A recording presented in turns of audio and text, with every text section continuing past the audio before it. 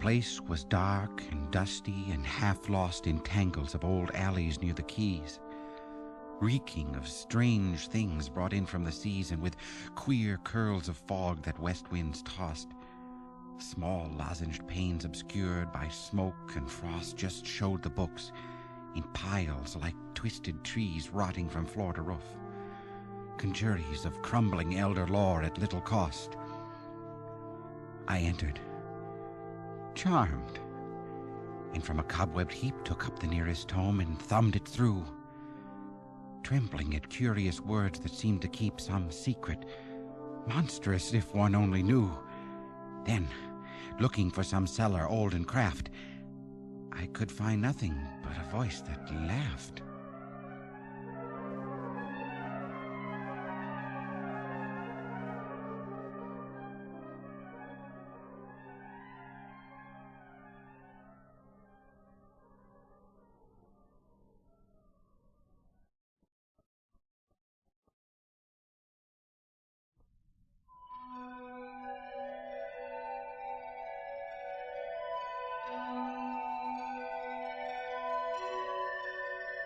I held the book beneath my coat at pains to hide the thing from sight in such a place, hurrying through the ancient harbor lanes with oft-turning head and nervous pace.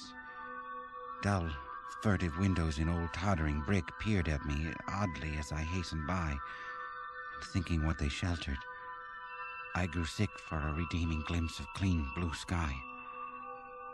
No one had seen me take the thing, but still a blank laugh echoed in my whirling head, and I could guess what nighted worlds of ill lurked in that volume I had coveted.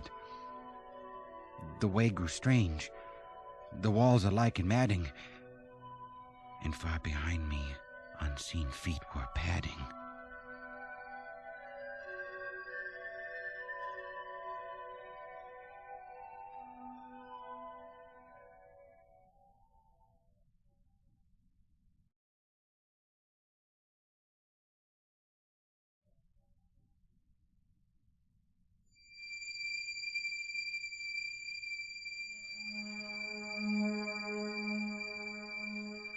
I do not know what windings in the waste of those strange sea lanes brought me home once more, but on my porch I trembled white with haste to get inside and bolt the heavy door. I had the book that told the hidden way across the void and through the space-hung screens that hold the undimensioned worlds at bay and keep lost eons to their own demeans. At last the key was mine to those vague visions of sunset spires and twilight woods that brood dim in the gulfs beyond this earth's precisions, lurking as memories of infinitude. The key was mine, but as I sat there mumbling, the attic window shook with a faint fumbling.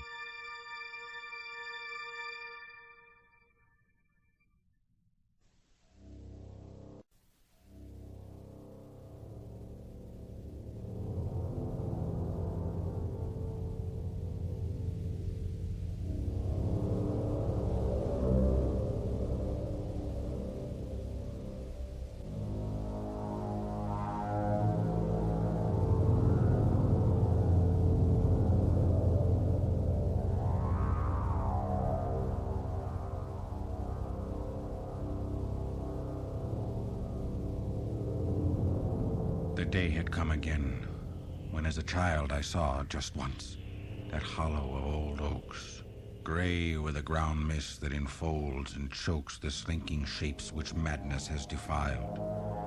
It was the same. An herbage, rank and wild, clings round an altar whose carved sign evokes that nameless one, to whom 1,000 smokes rose eons gone from unclean towers are piled. I saw the bodies spread on that dank stone, and knew those things which feasted were not men. I knew this strange gray world was not my own, but Yuggoth, past the starry voids. And then the body shrieked at me with a dead cry, and all too late I knew that it was I.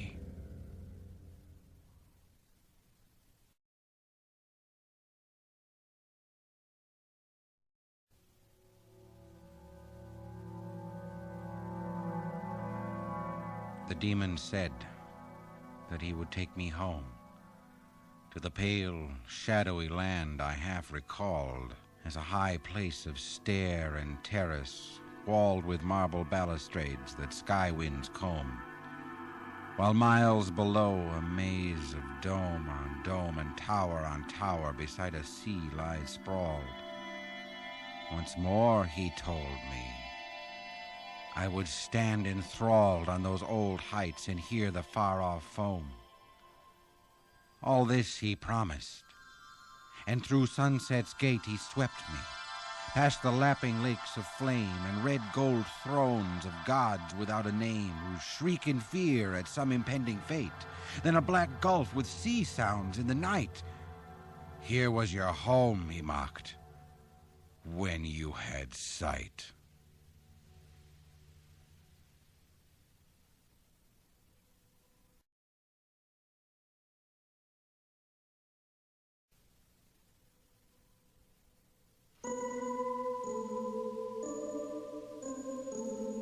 We found the lamp inside those hollow cliffs, whose chiseled sign no priest in Thebes could read, and from whose caverns frightened hieroglyphs warned every living creature of earth's breed.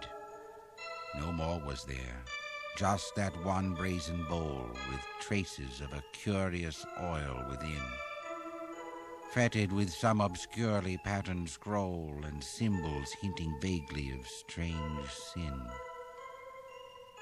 Little the fears of 40 centuries meant to us as we bore off our slender spoil, and when we scanned it in our darkened tent, we struck a match to test the ancient oil. It blazed, great God! But the vast shapes we saw in that mad flash have seared our lives with awe.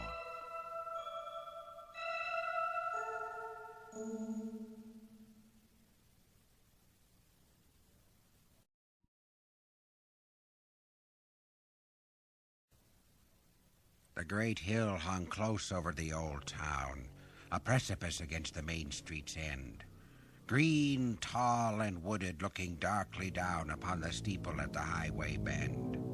200 years the whispers had been heard about what happened on the man-shunned slope. Tales of an oddly mangled deer or bird, or of lost boys whose kin had ceased to hope.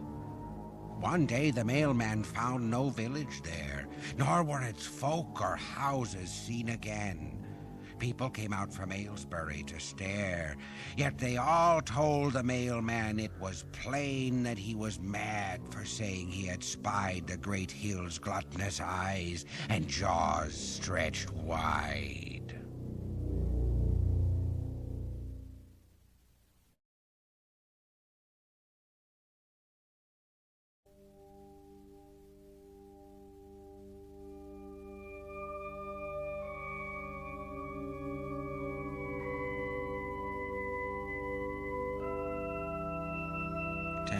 From Arkham, I had struck the trail that rides the cliff edge over Boyton Beach, and hoped that just at sunset I could reach the crest that looks on Innsmouth in the Vale. Far out at sea was a retreating sail, white as hard years of ancient winds could bleach, but evil with some portent beyond speech, so that I did not wave my hand or hail. Sails out of Innsmouth, echoing old renown of long dead times, but now a too swift night is closing in, and I have reached the height whence I so often scanned the distant town. Spires and roofs are there, but look! The gloom sinks on dark lanes, as lightless as the tomb.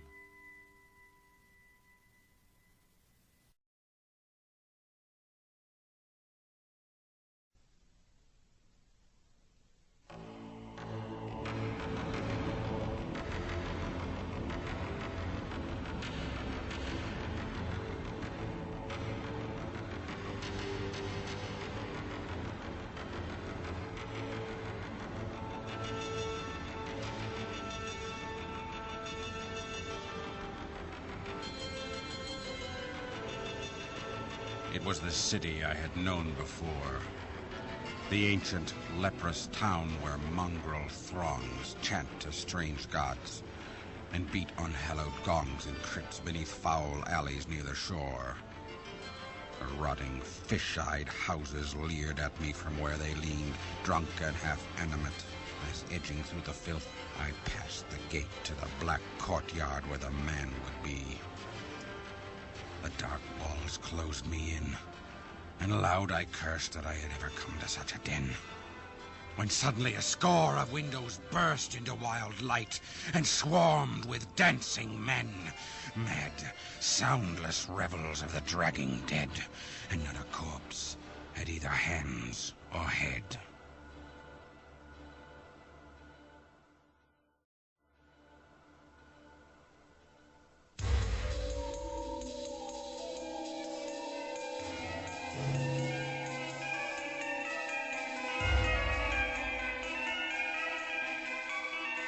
They took me slumming, where gaunt walls of brick bulge outward where the viscous stored up evil, and twisted faces thronging foul and thick wink messages to alien god and devil. A million fires were blazing in the streets, and from flat roofs a furtive few would fly, bedraggled birds into the yawning sky, while hidden drums droned on with measured beats. I knew those fires were brewing monstrous things, and that those birds of space had been outside. I guessed to what dark planet's crypts they plied, and what they brought from fog beneath their wings. The others laughed, till struck too mute to speak, by what they glimpsed in one bird's evil beak.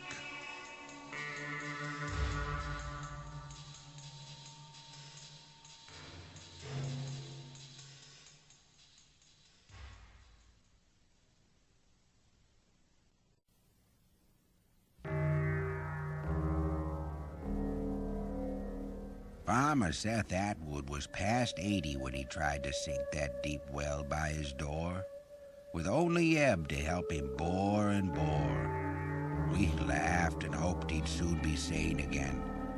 And yet, instead, young Ebb went crazy too, so that they shipped him to the county farm.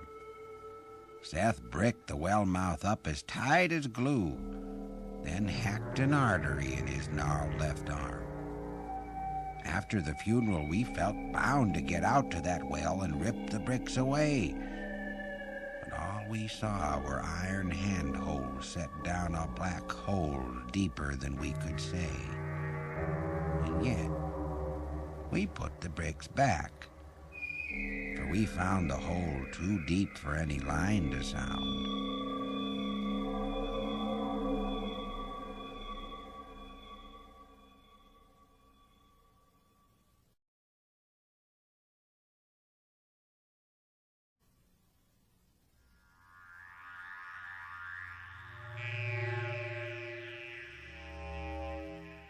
They told me not to take the Briggs Hill path that used to be the high road through to Zor, for Goody Watkins, hanged in 1704, had left a certain monstrous aftermath.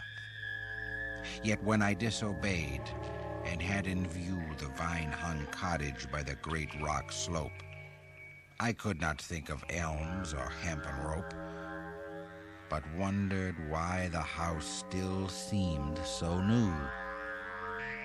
Stopping a while to watch the fading day, I heard faint howls, as from a room upstairs, when through the ivied panes one sunset ray struck in and caught the howler unawares. I glimpsed and ran in frenzy from the place, and from a four-pawed thing with human face.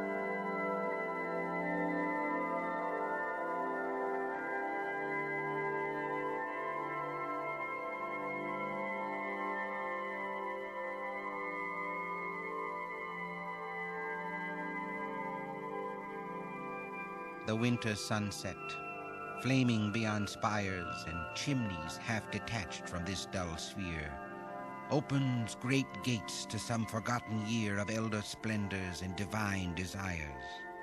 Expectant wonders burn in those rich fires, adventure fraught and not untinged with fear. A row of sphinxes where the way leads clear toward walls and turrets quivering to far lyres. It is the land where beauty's meaning flowers, where every unplaced memory has a source, where the great river time begins its course down the vast void in starlit streams of hours. Dreams bring us close, but ancient lore repeats that human tread has never soiled these streets.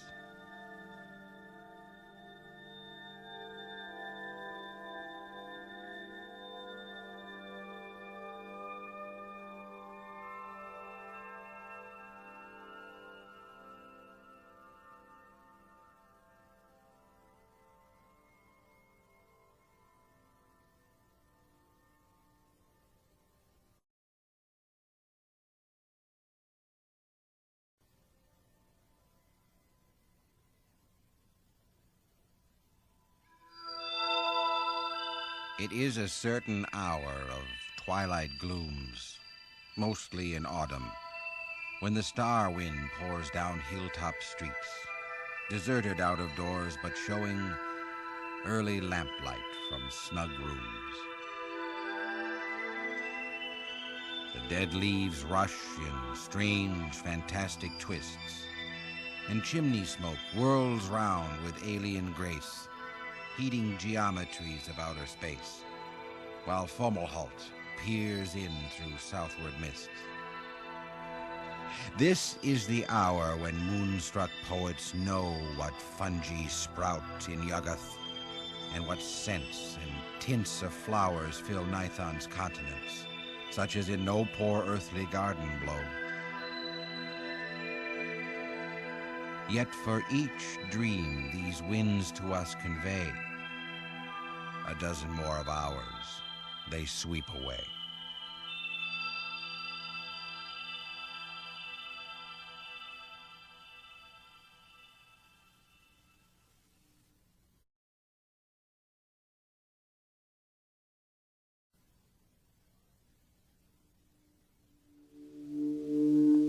Deep in my dream, the great bird whispered queerly of the black cone amid the polar waste, pushing above the ice sheet lone and drearily, by storm-crazed eons battered and defaced. Hither no living earth-shapes take their courses, and only pale auroras and faint suns glow on that pitted rock, whose primal sources are guessed at dimly by the elder ones. If men should glimpse it, they would merely wonder what tricky mound of nature's build they spied. But the bird told of vaster parts, that under the mile-deep ice shroud crouch and brood and hide.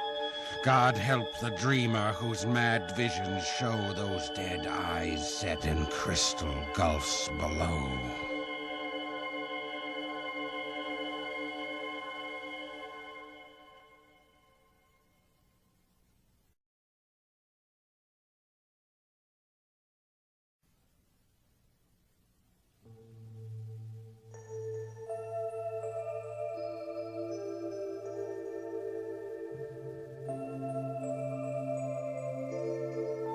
The house was old, with tangled wings outthrown of which no one could even half keep track. And in a small room, somewhat near the back, was an odd window, sealed with ancient stone. There, in a dream-plagued childhood, quite alone, I used to go, where night reigned, vague and black, parting the cobwebs with a curious lack of fear and with a wonder each time grown. One later day I brought the masons there to find what view my dim forebears had shunned. But as they pierced the stone, a rush of air burst from the alien voids that yawned beyond. They fled, but I peered through and found unrolled all the wild worlds of which my dreams had told.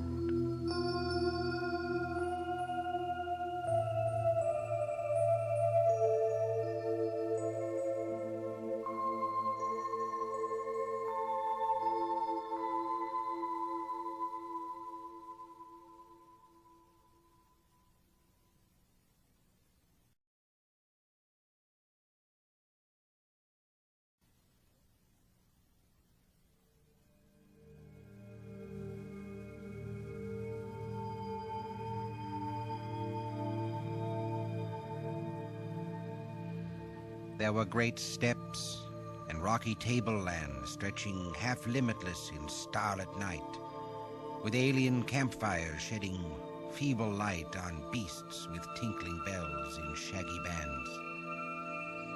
Far to the south, the plain sloped low and wide, to a dark zigzag line of wall that lay like a huge python of some primal day which endless time had chilled and petrified. I shivered oddly in the cold, thin air and wondered where I was and how I came.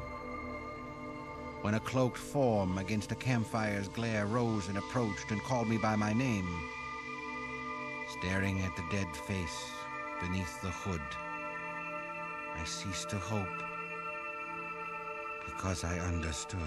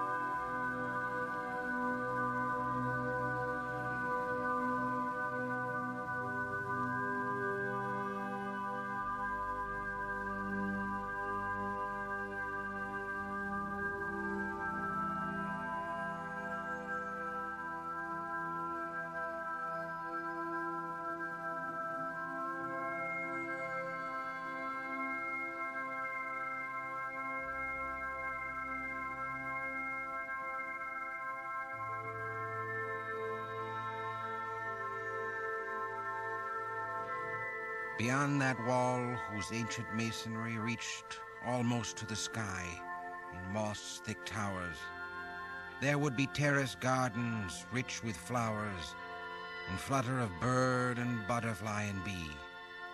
There would be walks and bridges arching over warm lotus pools reflecting temple eaves, and cherry trees with delicate boughs and leaves against a pink sky where herons hover.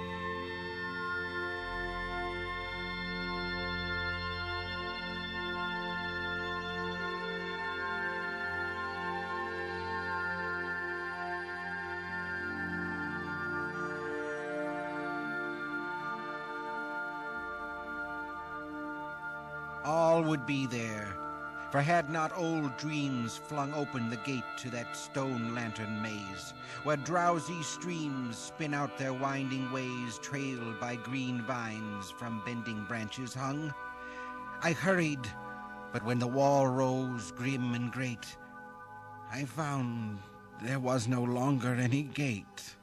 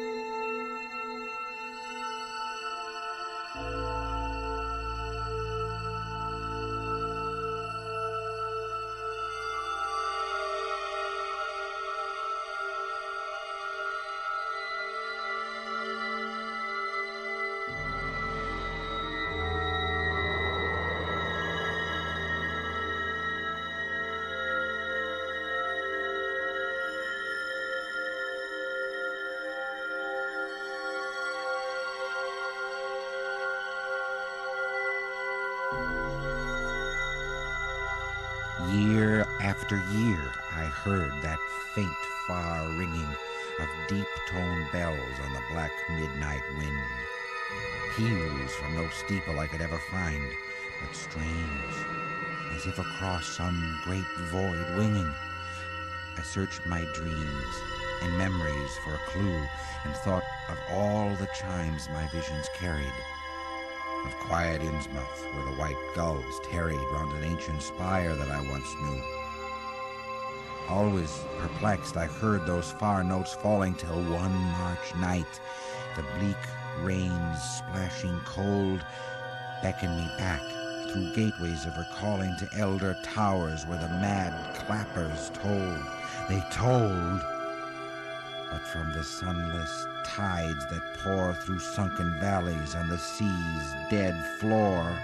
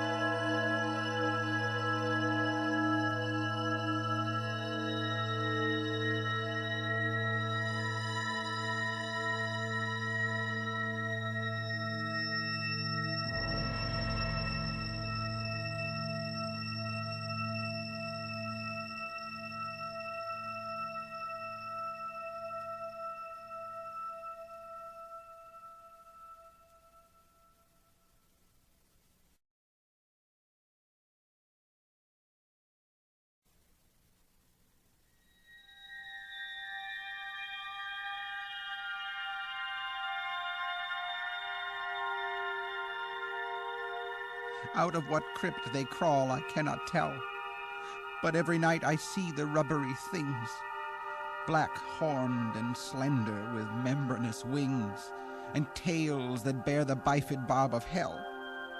They come in legions on the north wind's swell, with obscene clutch that titillates and stings, snatching me off on monstrous voyagings to grey worlds hidden deep in nightmare's well. Over the jagged peaks of Thok they sweep, heedless of all the cries I try to make, and down the nether pits to that foul lake where the puffed shuggoths splash in doubtful sleep. But ho!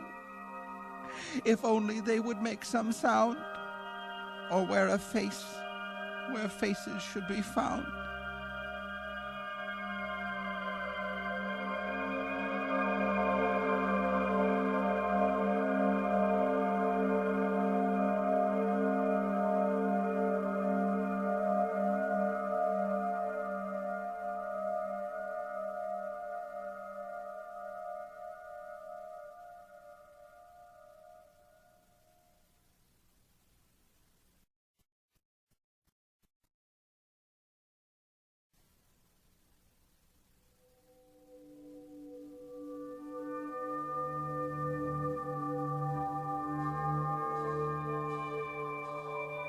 And at last from inner Egypt came the strange dark one to whom the Phalas bowed, silent and lean and cryptically proud, and wrapped in fabrics red as sunset flame.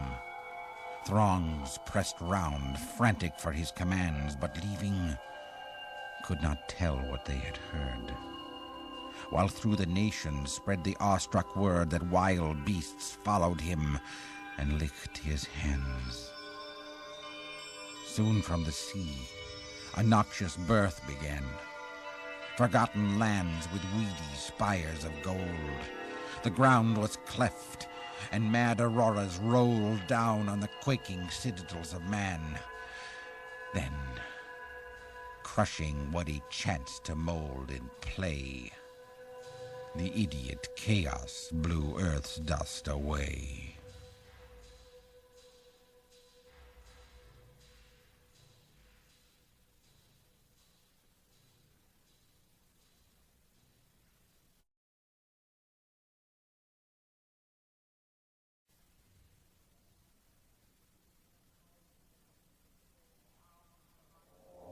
Out in the mindless void the demon bore me, past the bright clusters of dimensioned space, till neither time nor matter stretched before me, but only chaos without form or place.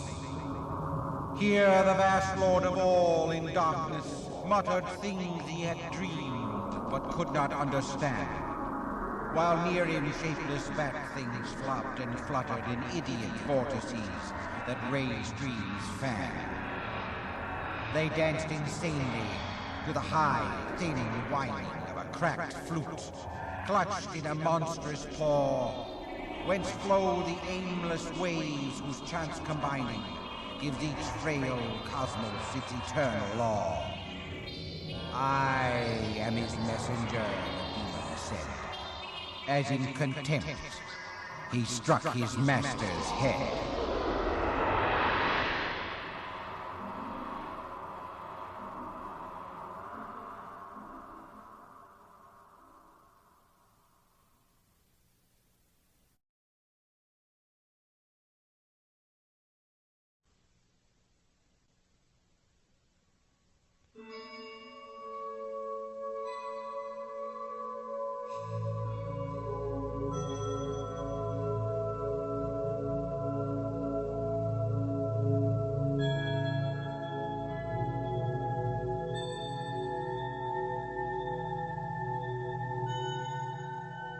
I do not know if ever it existed, that lost world floating dimly on time's stream, and yet I see it often, violet-misted and shimmering at the back of some vague dream. There were strange towers and curious lapping rivers, labyrinths of wonder and low vaults of light, and bow-crossed skies of flame like that which quivers wistfully just before a winter's night. Great moors led off to sedgy shores unpeopled, where vast birds wheeled, while on a windswept hill there was a village, ancient and white-steepled, with evening chimes for which I listen still. I do not know what land it is, or dare ask when or why I was, or will be there.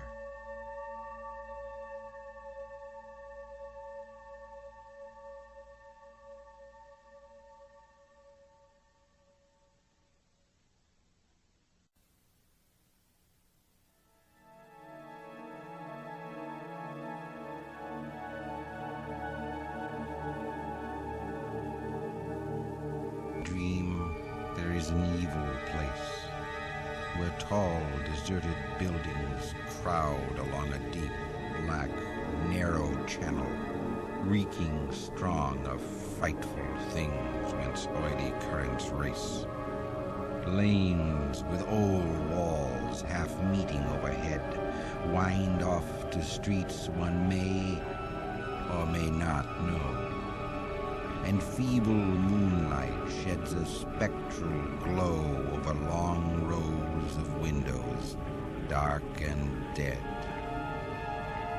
There are no footfalls, and the soft sound is of the oily water as it glides under stone bridges and along the sides of its deep flume to some vague ocean bound.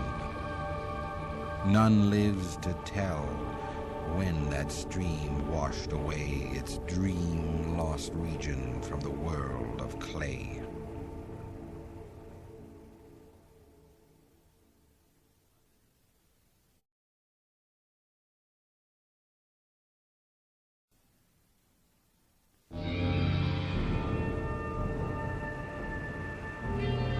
Beware St. Toad's cracked chimes.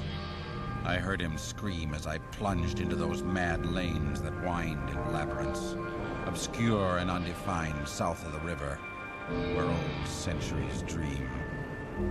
He was a furtive figure, bent and ragged, and in a flash had staggered out of sight.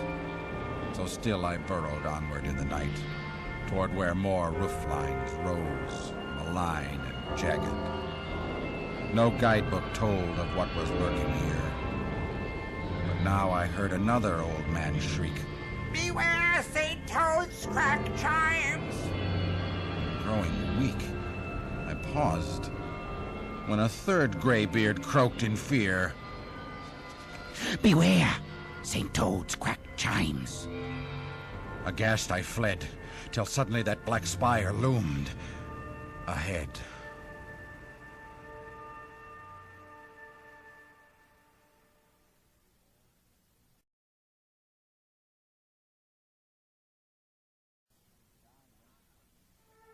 John Wakely lived about a mile from town, up where the hills begin to huddle thick. We never thought his wits were very quick, seeing the way he let his farm run down. He used to waste his time on some queer books he'd found round the attic of his place, till funny lines got creased into his face, and folks all said they didn't like his looks. When he began those night howls, we declared he'd better be locked up away from harm. So 3 men from Aylesbury Town Farm went for him, but came back alone and scared. They'd found him, talking to 2 crouching things that at their step flew off on great black wings.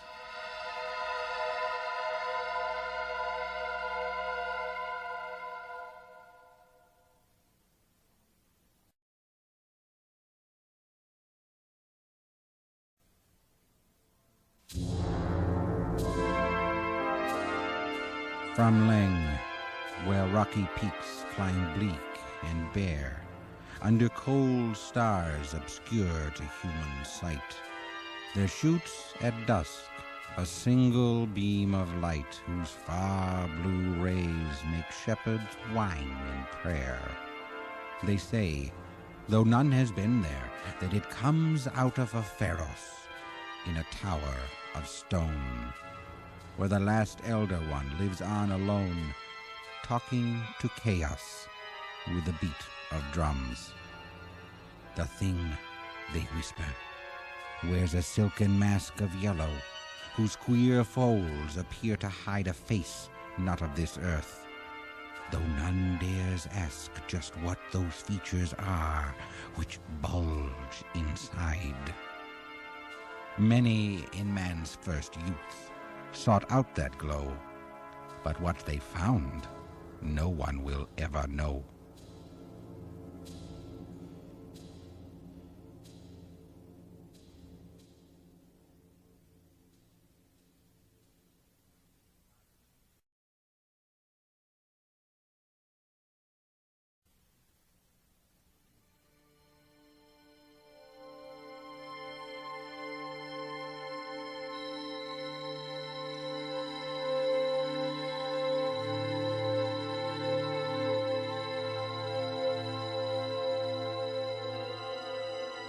I cannot tell why some things hold for me a sense of unplumbed marvels to befall, or of a rift in the horizon's wall, opening to worlds where only gods can be.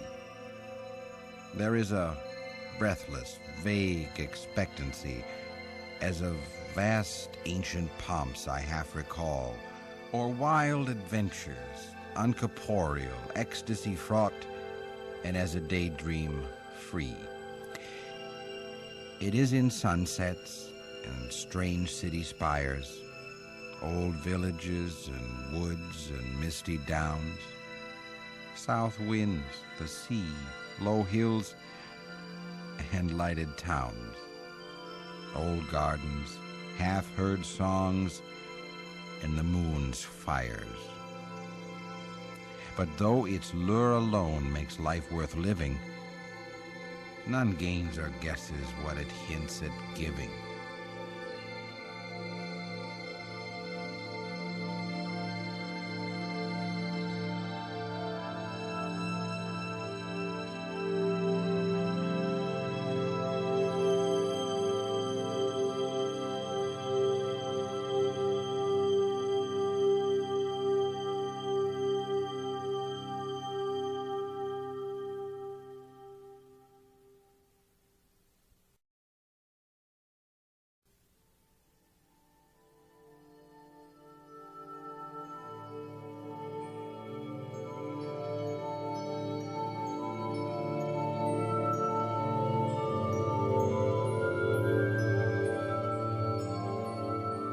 Once every year, in autumn's wistful glow, the birds fly out over an ocean waste, calling and chattering in a joyous haste to reach some land their inner memories know.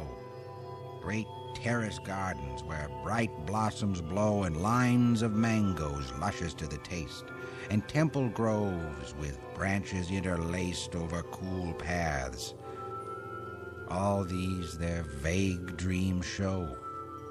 They search the sea for marks of their old shore, for the tall city white and turreted. But only empty waters stretch ahead, so that at last they turn away once more.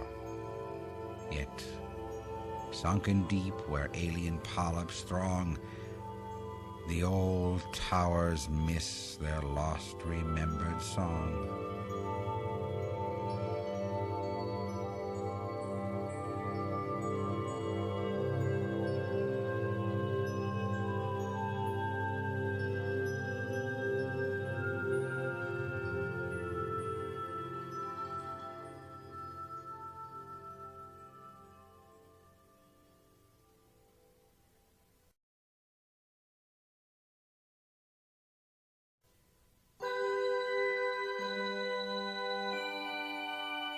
I never can be tied to raw new things, for I first saw the light in an old town, where from my window huddled roofs sloped down to a quaint harbor rich with visionings, streets with carved doorways where the sunset beams flooded old fan lights and small window panes, and Georgian steeples topped with gilded vanes. These were the sights that shaped my childhood dreams. Such treasures, left from times of cautious leaven, cannot but loose the hold of flimsier wraiths that flit with shifting ways and muddle faiths across the changeless walls of earth and heaven. They cut the moment's thongs and leave me free to stand alone before eternity.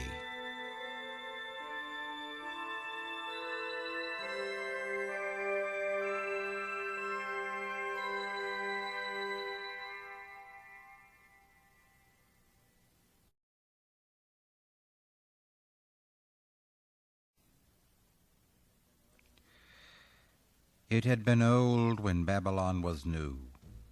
None knows how long it slept beneath that mound where in the end our questing shovels found its granite blocks and brought it back to view. There were vast pavements and foundation walls and crumbling slabs and statues, carved to show fantastic beings of some long ago, past anything the world of man recalls. And then we saw those stone steps leading down through a choked gate of graven dolomite to some black haven of eternal night where elder signs and primal secrets frown. We cleared a path, but raced in mad retreat when from below we heard those clumping feet.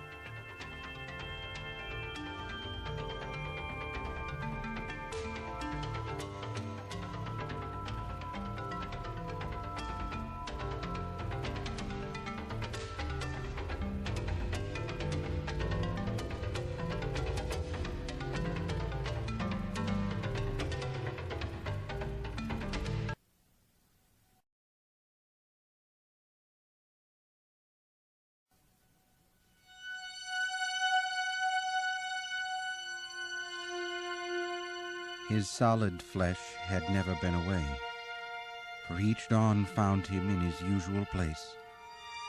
But every night his spirit loved to race through gulfs and worlds remote from common day. He had seen Yuggoth, and yet retained his mind, and come back safely from the Goric zone. When one still night, across curved space was thrown that beckoning piping from the voids behind. He waked that morning as an older man, and nothing since has looked the same to him. Objects around float nebulous and dim, false phantom trifles of some vaster plan. His folk and friends are now an alien throng to which he struggles vainly to belong.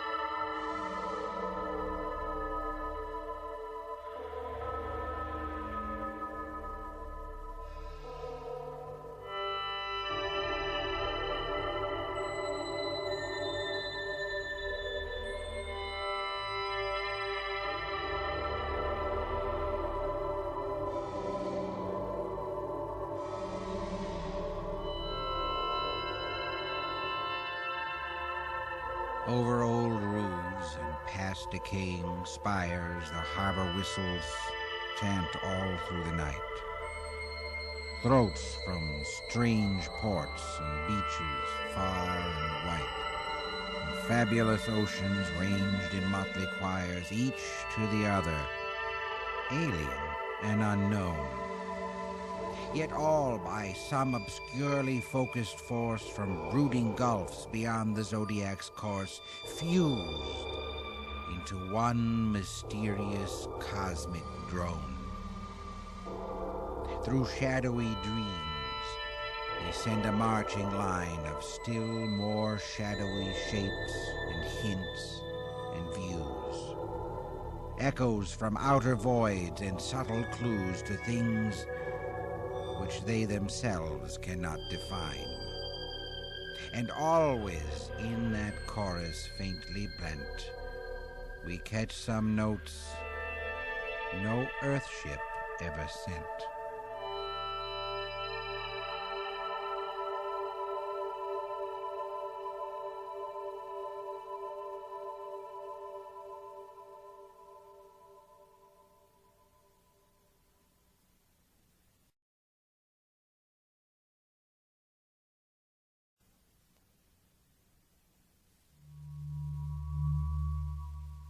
The way led down a dark, half-wooded heath where moss-gray boulders humped above the mold, and curious drops, disquieting and cold, sprayed up from unseen streams and gulfs beneath.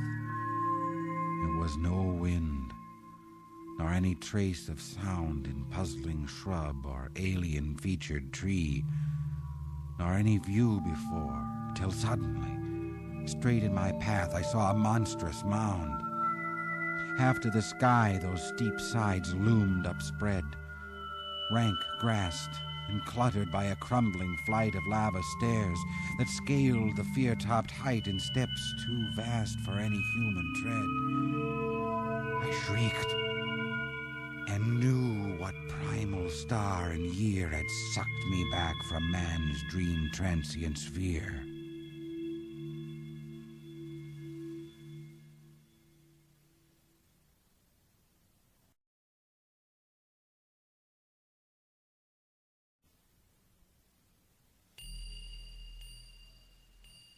I saw it from that hidden, silent place where the old wood half shuts the meadow in. It shone through all the sunset's glories, thin at first, but with a slowly brightening face. Night came, and that lone beacon, amber-hued, beat on my sight as never it did of old. The evening star, but grown 1,000-fold more haunting in this hush and solitude.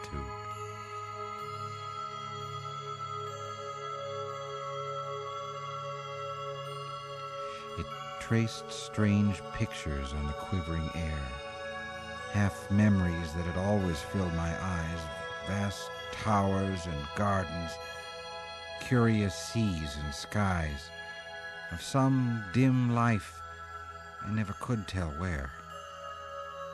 But now I knew that through the cosmic dome those rays were calling from my far-lost home.